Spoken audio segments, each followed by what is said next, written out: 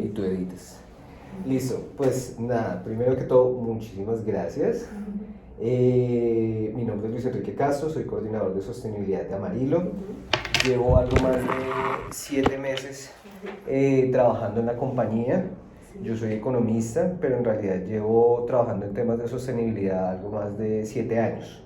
Entonces he pasado por diferentes sectores, sector financiero, sector agrícola y pues ya ahorita en el sector de la construcción, desempeñando cargos relacionados todos con sostenibilidad. Entonces digamos que ahí he tenido un bagaje un camino que he ido abonando de a pocos. Para contarte un poco de la presentación que te voy a pasar, ¿cómo conseguimos la sostenibilidad en Amarillo? Primero que todo, pues la sostenibilidad la entendemos como un requisito que no es opcional. Es más, no sé si la palabra requisito quepa dentro de cómo la concebimos. Creemos que la sostenibilidad es la base para generar un desarrollo social integral, generando equilibrio entre lo urbano, lo ambiental y generando valor agregado a nuestras comunidades. Junto a esto también entendemos la sostenibilidad como esa necesidad, o más bien esa característica que está adherida al ADN de la compañía y que siempre nos lleva a trabajar más allá de lo que nos piden o más allá de la normatividad y a trabajar mucho más allá de cumplir las expectativas del cliente. Entonces, un poco para contarte que Amarillo es una compañía que fue creada en 1992 por el presidente Roberto Moreno. Él tenía una visión de ciudad y tiene una visión de ciudad, y es entender la ciudad como esa ciudad de 15 minutos en donde tú no tengas que trasladarte 1 hora para ir a tu lugar de trabajo o moverte 2 horas para dejar a tu niño en el colegio, sino que todo lo contrario, en la ciudad tú tengas acceso a desde tu casa tengas acceso a diferentes equipamientos, diferentes centros comerciales, tengas colegios, tengas centros de salud. Entonces Roberto a eso le llama ciudad dentro de la ciudad. Nosotros en Amarillo somos una constructora que somos líderes en ese concepto de ciudad dentro de la ciudad y somos líderes generando grandes urbanismos. Nosotros no construimos proyectos independientes, sino que nos encargamos de construir grandes urbanismos, es decir, habilitamos una gran parte de tierra en donde construimos proyectos, pero junto a eso lo que hacemos es llenar, o más bien, para esos proyectos habilitar diferentes equipamientos urbanísticos, carreteras, vías, colegios, espacio comercial, para que las personas puedan tener acceso a todo eso. Entonces, por eso te digo que la sostenibilidad está en nuestro ADN y eso es lo que nos hace ir más allá. En materia puntual del informe de sostenibilidad, pues llevamos algo más de 7 años reportando en temas de sostenibilidad, reportando cuáles han sido nuestras acciones, cuáles han sido nuestras metas desde el año 2016. Los informes de sostenibilidad están bajo los estándares GRI, lo que nos permite no solo ser exhaustivos con la recolección de la información, sino que también nos permite tener una trazabilidad de toda la información que hacemos para que los grupos de interés puedan entender cómo hemos ido avanzando, y también comparabilidad con el resto de informes que se generen a nivel nacional e internacional. En nuestro informe evidenciamos o tratamos de evidenciar desde el año 2018 los impactos que tenemos con respecto a los ODS. ¿Por qué? Pues porque básicamente los ODS son la hoja de ruta en materia de sostenibilidad que tiene el mundo. Entonces lo que hemos tratado de hacer es ver cómo todas las acciones que hacemos en materia económica, social y ambiental impactan a los diferentes ODS. En el 2021 logramos un impacto de 10 de los 17 ODS. Para nombrarte un ejemplo, tenemos el ODS 1, que es el fin de la pobreza, en donde según estimaciones que hicimos al interior de la compañía, Amarillo aporta el 4,6% del PIB de construcción a nivel nacional. Es un dato bien importante. El ODS 8, en trabajo decente y crecimiento económico, pues la compañía generó en 2021 más de 7.000 empleos directos e indirectos.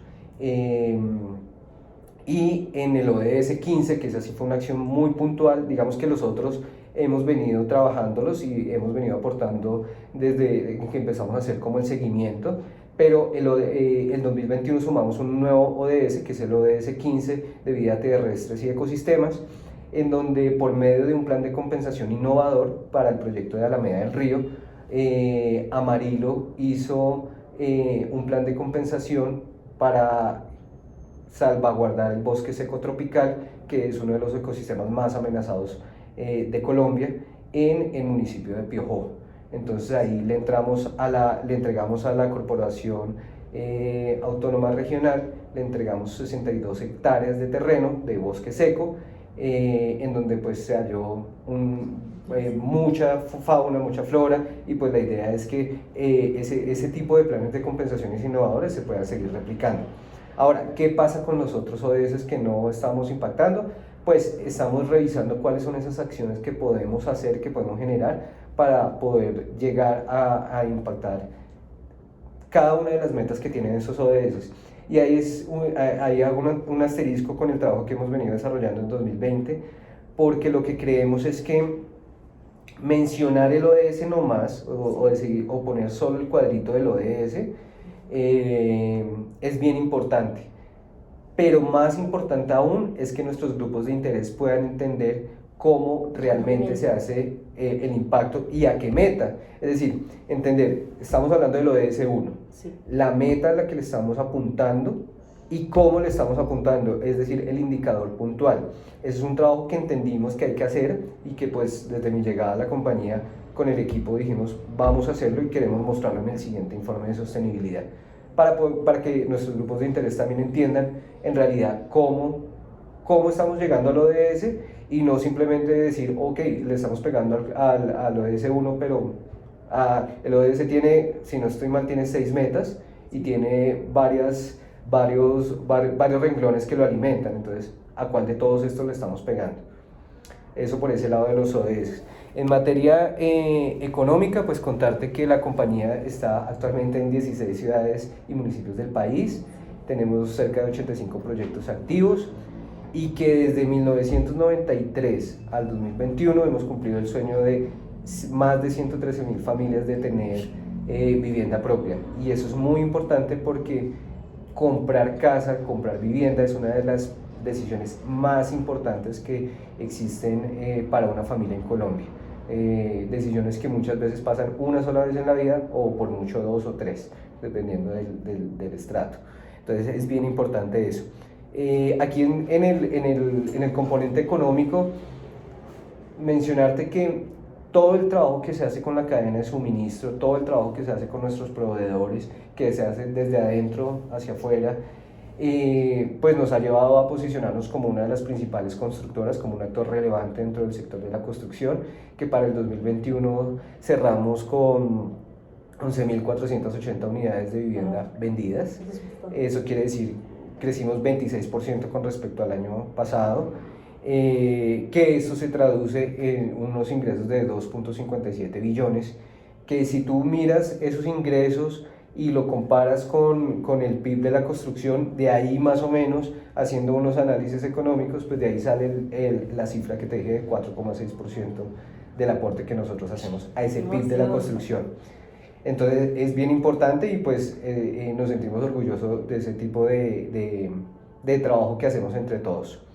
En materia económica, pues también destacamos los empleos. 15% del empleo que genera Amarillo es directo, el 85% es indirecto. Acá estamos incluyendo la parte de contratistas, y de contratistas, que para nosotros es fundamental. Nada más contratistas estamos hablando que son más de 5.000 personas, y contratistas son las personas que están en obra, las personas que nos hacen hacer proyectos en cada una de las ciudades. Y pues tú sabes que para hacer un proyecto de estos se despliega mucha mano de obra, sí, y es importante entender eso, entendiendo que el sector de la construcción es uno de los principales motores de mano de obra del país.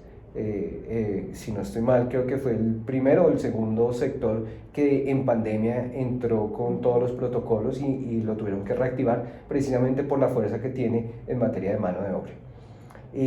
Contamos también en la parte económica, contamos con una iniciativa que se llama Proveeduría Responsable, en donde lo que buscamos es capacitar a nuestras empresas, a nuestro grupo de proveedores, en buenas prácticas de sostenibilidad.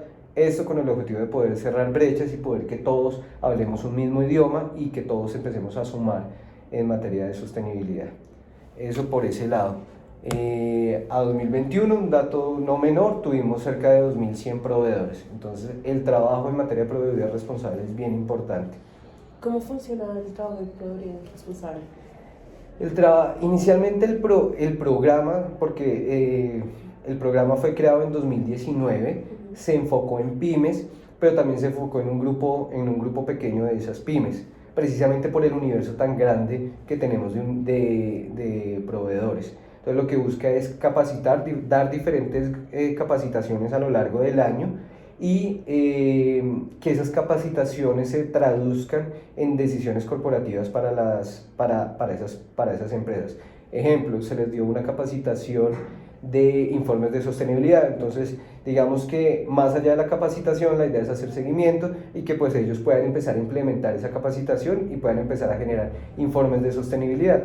Y no de generar el informe por generarlo, sino que ellos empiezan a revisar de las 20 acciones que yo hago en mi empresa, cuáles de esas están alineadas con los temas de sostenibilidad y cuáles no.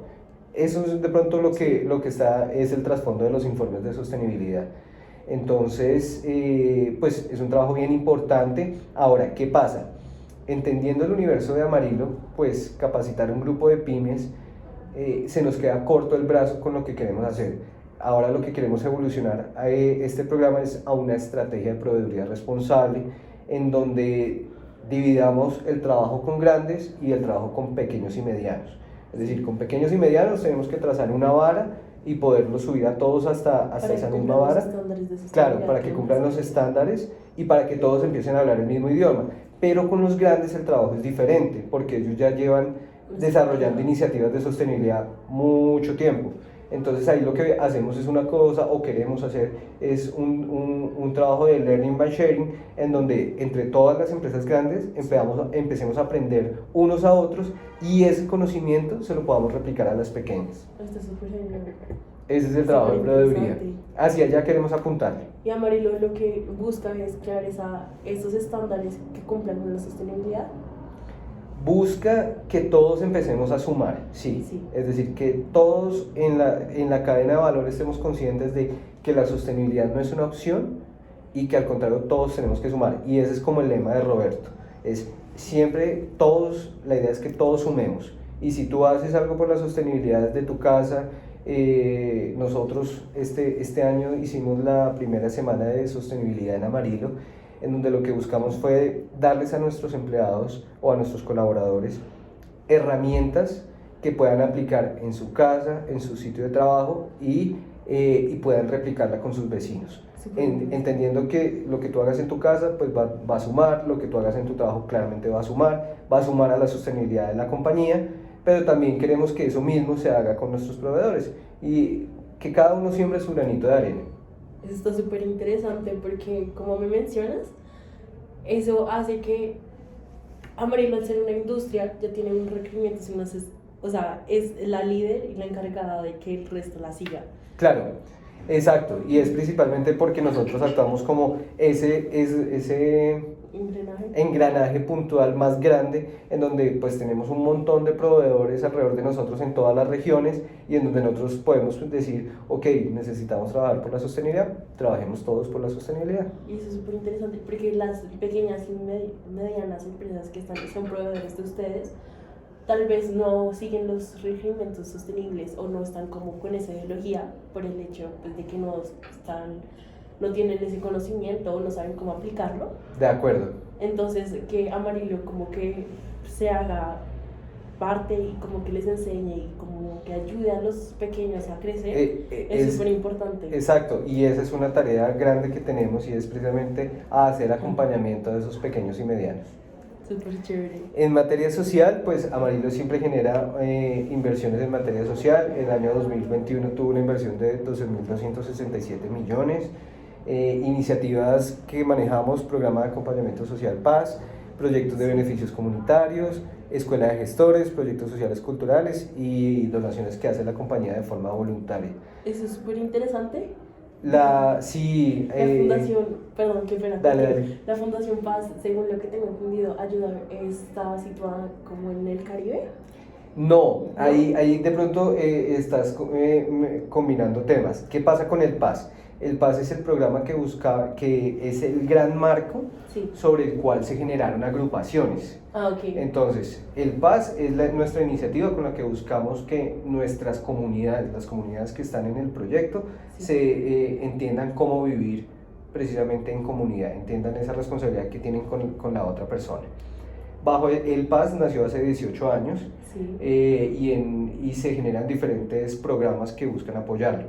En el marco de ese PAS se crearon 7 agrupaciones sociales que hacen referencia a nuestros 7 grandes urbanismos. Entonces, una de esas es la que tú mencionas, que está en Barranquilla, Sí. que es la agrupación Alameda del Río. Tenemos agrupación en Ciudad Verde, que es otro gran proyecto que Amarillo hizo. Tenemos agrupación en Villavicencio, que es agrupación Rosa Blanca, si no estoy mal. San Antonio y Parque Heredia, que es en Cartagena. Entonces, esas agrupaciones están compuestas precisamente por personas de esa comunidad, y la idea es que entre todos puedan trabajar por los problemas comunes que tengan en comunidad. Ese es el gran sentido de las agrupaciones.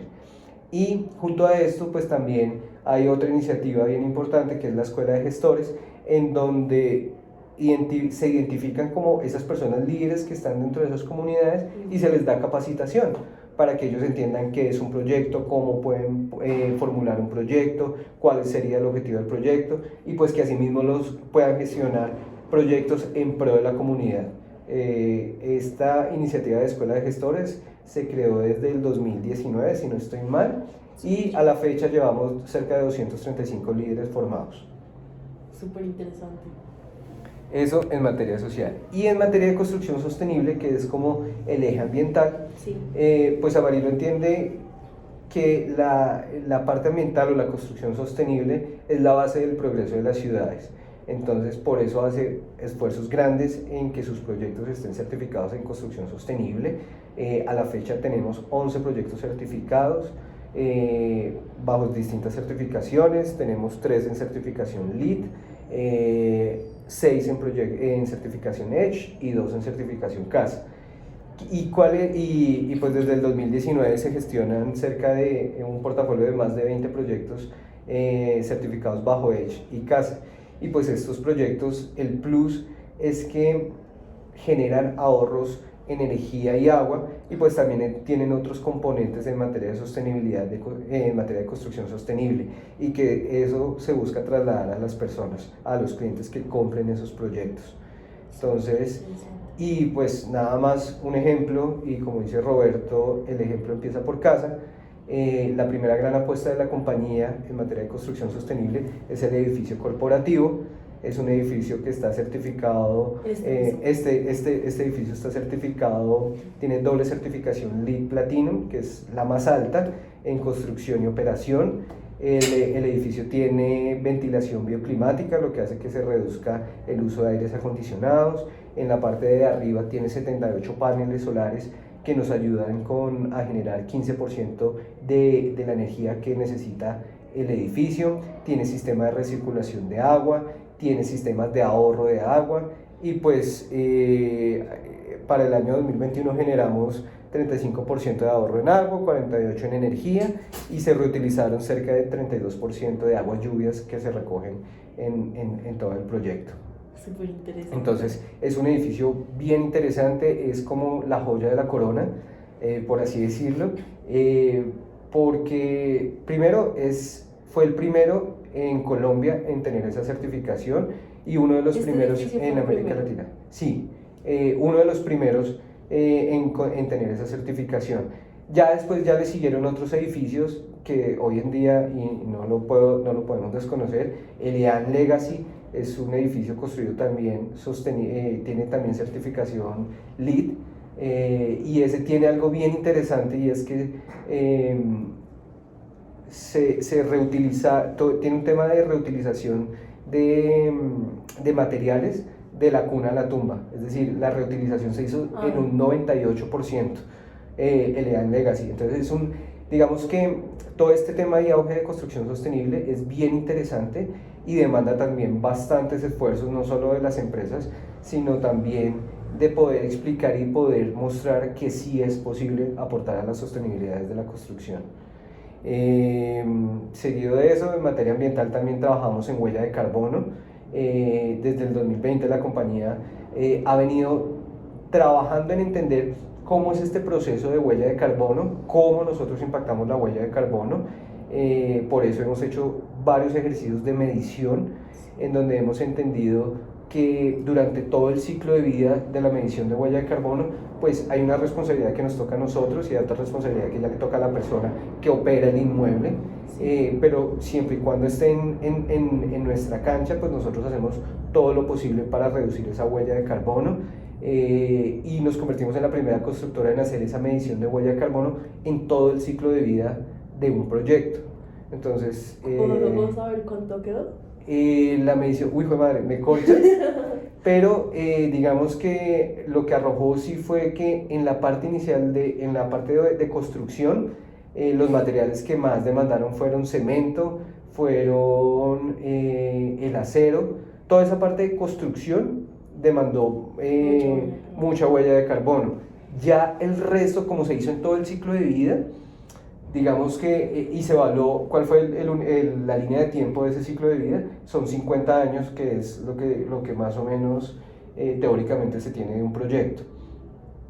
Entonces nos dimos cuenta que la operación es una parte que genera mucha huella de carbono, y en esa operación pues lo que pasa es que también a veces quedamos nosotros fuera de control o de poder controlar esa parte, porque nosotros podemos diseñar el apartamento que tenga luces LED, que tenga ahorradores de agua, que tenga ahorradores de luz, sensores, pero si la persona llega a su apartamento y de aquí a mañana dice, oiga, no, a mí esa llave no me gustó, quiero cambiarla por una X, pues ahí ya, ¿sí me entiendes? Son ese tipo de acciones que ya salen de nuestro control porque ya dependen mucho de la persona. Entonces ahí también entendemos que hay un trabajo por hacer concientización de la importancia de mostrar que es un edificio construido bajo construcción sostenible, y también concientizarlos de la importancia de la sostenibilidad. Eso por ese lado. En materia de obra, pues generamos buenas prácticas en nuestras obras, tratamos de reutilizar el tema de los escombros, de utilizarlos ya sea para nuestras construcciones, o si ya no los podemos reutilizar, pues los mandamos a una planta de procesamiento, pero es muy pequeño el porcentaje que utilizamos. Y lo que te contaba en materia de planes de compensación, que buscamos precisamente es eso, generar planes innovadores que permitan compensar el impacto que tenemos. Roberto es claro en eso y dice, ok, sabemos que el sector de la construcción genera impactos, pero nuestro compromiso es generar el menor impacto posible y generar un equilibrio entre lo urbano y lo ambiental. Esa es la visión de Roberto. Y ya por último, en 2022, contarte un poco que estamos estructurando nuestra estrategia y política de sostenibilidad. Esto entendiendo la política como una gran sombrilla que cubra nuestra estrategia, y que la base sean nuestros asuntos materiales, en donde tenemos el tema de energía de emisiones, en economía circular, construcción sostenible, biodiversidad, entre otros. Eso ha sido el foco de nuestras actividades este año. Y actividades que hemos desarrollado en la compañía para poder precisamente concientizar acerca de ese ADN de sostenibilidad es la Semana de la Sostenibilidad, que fue la primera semana que tuvimos. Hicimos un concurso que se llamó Piensa Circular, en donde les dábamos a nuestros colaboradores una bolsa para que la pintaran y pues premiamos a los mejores. Voluntariado corporativo, que es una iniciativa bien importante que hacemos, en donde buscamos trabajar por nuestras comunidades y como por aportarles, más allá de recursos, aportarles tiempo para la recuperación de algunos espacios. Y eso es lo que hemos hecho. Eso es lo que tenía para contarte. Muchísimas gracias, está súper interesante todo lo que me mencionas. Tenía varias preguntas. En cuanto a la economía circular, todos estos procesos y todas las metas que han planteado hasta el día de hoy, ¿cómo es la forma en la que evalúan su mejora o cómo hacemos seguimiento? Sí. Bueno, esa es una pregunta interesante. Nosotros en cada uno de los informes trazamos las metas, damos un cumplimiento, mostramos un cumplimiento y nos trazamos metas al siguiente año, a la siguiente vigencia. Esa es como la forma de hacer seguimiento. Digamos que este año lo que estamos trabajando es para poder que esos indicadores sean mucho más claros, pero a su vez estén atados con lo que te mencionaba de los impactos, de las acciones que generamos para impactar a los ODS. Entonces, esa es la forma en que generamos ese seguimiento que tú me preguntas. Y a partir de las licencias, pues no licencias, sino como el reconocimiento H que me acabas de mencionar que tiene este edificio, ¿qué propuestas o qué se podría hacer para que los próximos proyectos de Amarillo cumplan o tengan estos reconocimientos? Ok, pero ya como vivienda. Certificaciones. Entonces, digamos que hay que entender varios temas. Entonces, primero, pues Amarillo en su compromiso por la sostenibilidad está buscando abarcar que la mayoría de sus proyectos, no solo corporativos, sino también de vivienda, estén avalados por una certificación de construcción sostenible. Pero también hay que hacer un trabajo para explicarle a las personas qué significa que tenga ese sello de construcción sostenible, ya sea Edge o Mi Casa. Y es poderle decir, oiga, es que si este edificio o su apartamento está certificado bajo construcción Edge, bajo el sello de certificación sostenible Edge, pues usted va a tener ahorros en agua y en energía, que eso se le van a traducir en una mejor caja mensual. Es decir, usted ya no va a pagar 110.000 por la energía, sino que va a pagar 70.000 pesos. Y eso, si usted lo mide en el largo plazo, pues eso va a sumar. Estamos en ese proceso también de tener acompañamiento por parte de las entidades financieras. Construir un proyecto de manera sostenible pues demanda bastantes requisitos y también bastante músculo financiero. Entonces ahí contamos con aliados estratégicos que son los bancos y que ya han venido ampliando esa línea de crédito o líneas de crédito para el constructor en materia de construcción sostenible, y que también esas líneas de crédito tienen unos beneficios de tasa que se le trasladan al consumidor. Entonces eso también es un trabajo que estamos realizando y estamos en eso, estamos en trabajar en entender cómo poder ampliar esa gama a todos nuestros proyectos y para que todos puedan tener ese alcance en construcción sostenible. Me imagino que una de las perdón. Tranquilo. Me imagino que una de las problemas que tienes como al vender estos edificios y como al comercializarlos es que serían muy caros y muy difíciles de acceder para los consumidores, especialmente en Colombia con la crisis que tenemos. Entonces, esa es una razón por la que no... Sí, no, digamos que sí hay un sobrecosto, sí. Es evidente, pero ese sobrecosto muchas veces tiende a suplirse o a reemplazarse por el tema de beneficio de tasa que la empresa puede recibir en materia de crédito constructor que se adquiere. Entonces digamos que una cosa compensa a la otra.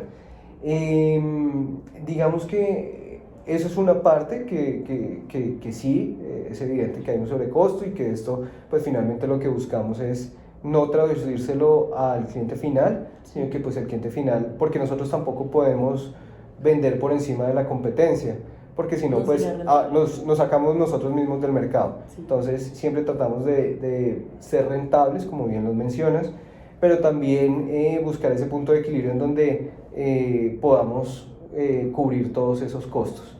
Entonces eso por ese lado. Lo otro es también que la gente pues entienda y le guste el tema del proyecto, porque más allá de ver, ok, tiene un panel solar, bien interesante, pero ¿y eso en qué se traduce? ¿Qué beneficios me va a traer?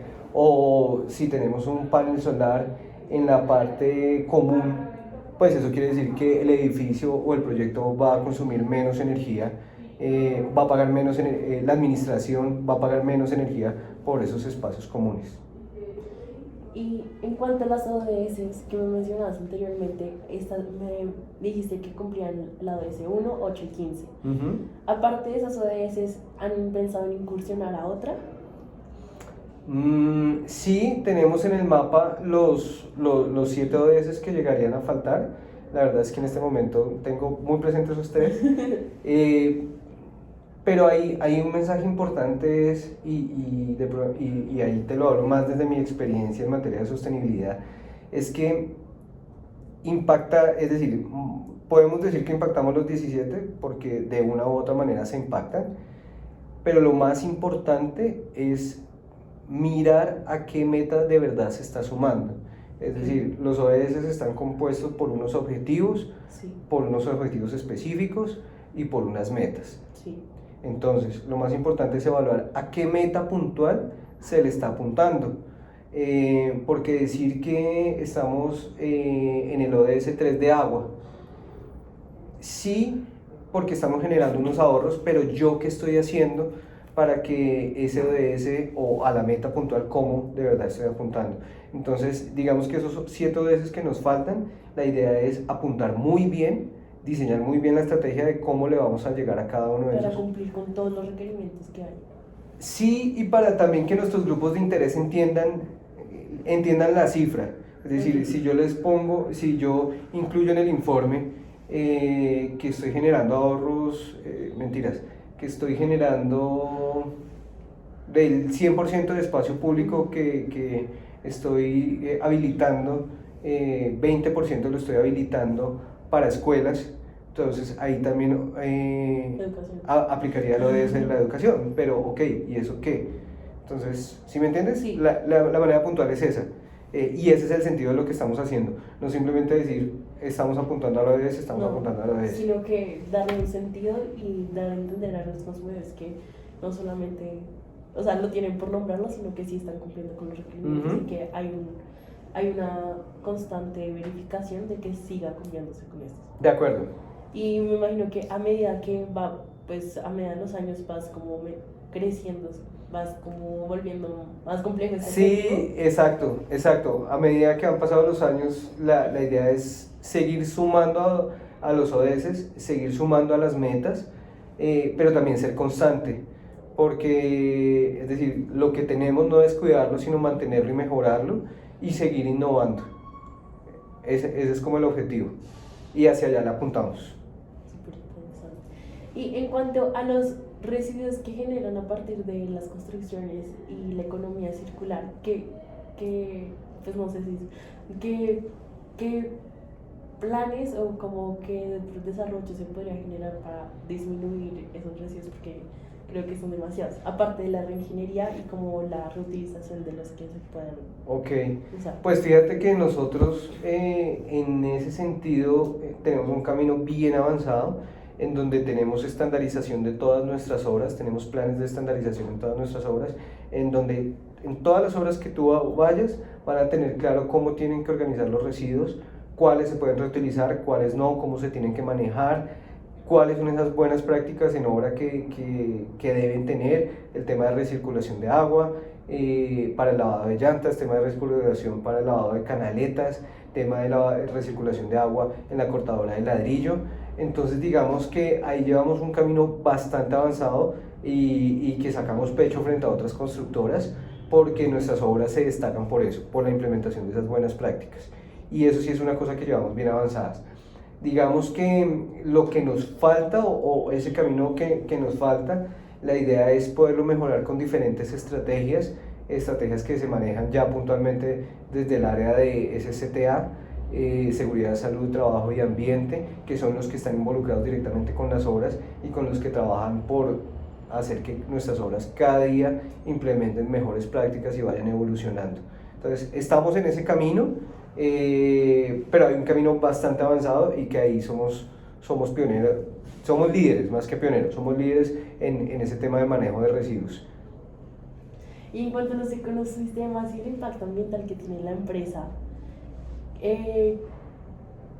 aparte del proyecto que mencionaste de las hectáreas que tienen para la conservación ambiental, ¿qué otros planes tienen a futuro? Pues imagínate que a futuro pues queremos seguir generando planes de compensación de este estilo. Ahí por ahí se está planeando adquirir nuevas hectáreas de bosque secotropical para trasladárselas a la corporación para que ella haga el manejo. porque creemos que suma más cuando se hace un tipo de compensación de este estilo en bloque y no por separado. Es decir, sembrar un árbol por sembrarlo pues no tiene ningún sentido. Lo que buscamos siempre es darle sentido a cada trabajo que nosotros hagamos. Entonces estamos en ese proceso y las compensaciones van saliendo a medida que nosotros vamos generando proyectos. Entonces ya sabrás que hay un proyecto que se llama Hacienda El Bosque, que es por Lagos de Torca. Entonces pues ahí estamos tratando de mirar cómo va a ser nuestro plan de compensación y cómo hacemos algo que sea innovador y que vaya en bloque y que sume realmente a lo que queremos generar en materia de impacto ambiental. Entonces esos planes de compensación se evalúan de ese estilo, se revisa cuáles son los proyectos que lo necesitan y en dónde tenemos que generarlas, y así lo hacemos. Entonces estamos trabajando en eso, y siempre digamos que ahí también es un reto bien interesante, porque tratamos de eso, de sumar y de mirar bien, de ir más allá. Siempre es eso, ir más allá y de poder entender que, digamos, acá se necesitan 5 árboles, pero miércoles, ¿será que sí tiene sentido esos 5 árboles? O más bien miramos si habilitamos una zona un poco más hacia allá, en donde sembremos no solo árboles, sino que también revisemos qué otra vegetación se puede sembrar que sea armónica con el terreno, que en realidad crezca. Entonces estamos en ese proceso. Súper interesante. No, pues los felicito a ti y a la empresa por todos los requerimientos y pues todas las revelaciones que han tenido y todo el seguimiento que han hecho para lograr que esta constructora sea parte de esta era de innovación y desarrollo. Entonces, me encanta, o sea, me gustó mucho. Me interesa mucho lo de los proveedores porque tienen en cuenta como todos los stakeholders que hacen parte de la empresa, no solamente los proveedores, sino también acá la gente que está administrativa y como gerenciando los proyectos desde una oficina, como miran el impacto de CO2 que genera cada una de las personas, pues como desde la oficina del desarrollo del edificio para que cumple con todos los requerimientos de sostenibilidad, también ver cómo podemos impactar como el medio ambiente, el erradicar la pobreza, dar trabajo, o sea, es que están como en todos lados y me encanta hacer esta... Pues, no, con muchísimo gusto, de verdad que es bien interesante poderles contar cómo estamos trabajando en materia de sostenibilidad, de verdad es bien interesante. Muchísimas gracias. A ti por el espacio.